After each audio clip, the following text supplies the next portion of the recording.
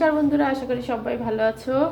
তো আমি আজকে রান্না করব পটল পোস্ত। তার জন্য দেখো পটল কেটে নিয়েছি। পটলের খোসা চিড়ে নিয়েছি, নিয়ে আমি লবণ মাখিয়ে রেখেছি। খুব মানে গরমের জন্য খুবই ভালো। আর এখন তো পটলের সিজন, পটল বিভিন্ন রকমভাবে রান্না করা যায়। তো এটা হচ্ছে সাদা সর্ষে বাটা, এটা পোস্ত বাটা, আর এটা হচ্ছে নারকেল বাটা, আর এখানে আছে কাঁচা লঙ্কা বাটা। তো এই মশলাগুলো দিয়েই আমি পটল পোস্তটা করব। তো চলো, সবার প্রথমে আমার দেখো তেলটা গরম হয়ে গেছে কড়াইতে, সর্ষের তেলে রান্নাটা হবে। তো আমি পটলগুলো সব ভেজে নেবো ভালো করে। এর মধ্যে যেহেতু লবণ মাখিয়ে রেখেছিলাম, আমি লবণটা দেবো না, একটু সামান্য হলুদ দেবো, দিয়ে পটলটাকে ভালো করে ভেজে নেবো।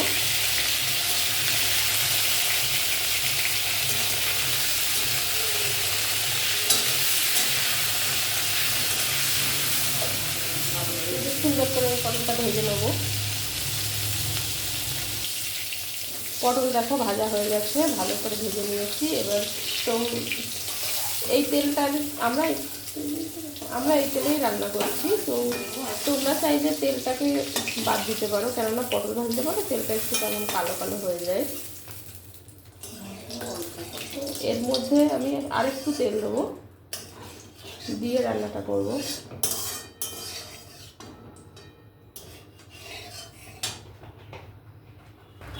তো এর মধ্যে একে একে মশলাগুলো সব দিয়ে দেবো।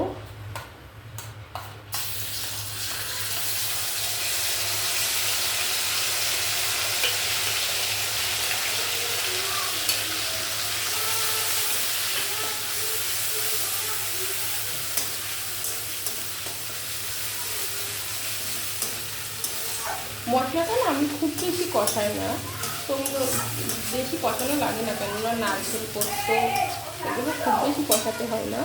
তো আমি হালকা একটু কষিয়ে নেবো। এর মধ্যে একটু নুন দেবো, একটু হলুদ দেবো, দিয়ে ভালো করে আমি কষাবো হালকা একটু।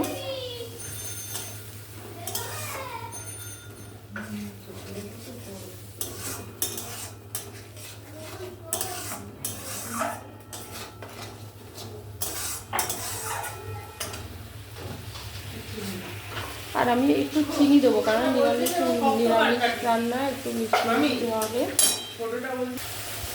মশলা দেখো কষিয়ে নিয়েছি, এর মধ্যে পটলগুলো দিয়ে দেবো।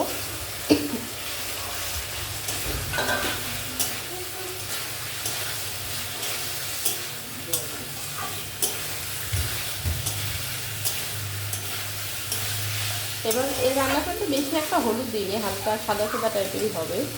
আর এবার গরম জল দিয়ে দিচ্ছি। এটা এটা একটু গামাখা গামাখা হবে। তো এটা আমি একটু সময় রাখবো হাই ফ্লেমে। এটা ফুটে উঠলে, পটলগুলো সেদ্ধ হয়ে গেলে আমাদের রান্না পুরো রেডি হয়ে যাবে। তো আমাদের পটল পোস্ত একদম রেডি হয়ে গেছে। এবার নামিয়ে নিয়ে গরম গরম ভাতের সাথে গরম গরম পটল পোস্ত। তো কেমন লাগলো তোমরা অবশ্যই কমেন্টস করে জানাবে। আর তোমাদের বাড়িতে কী রান্না হচ্ছে জানিও।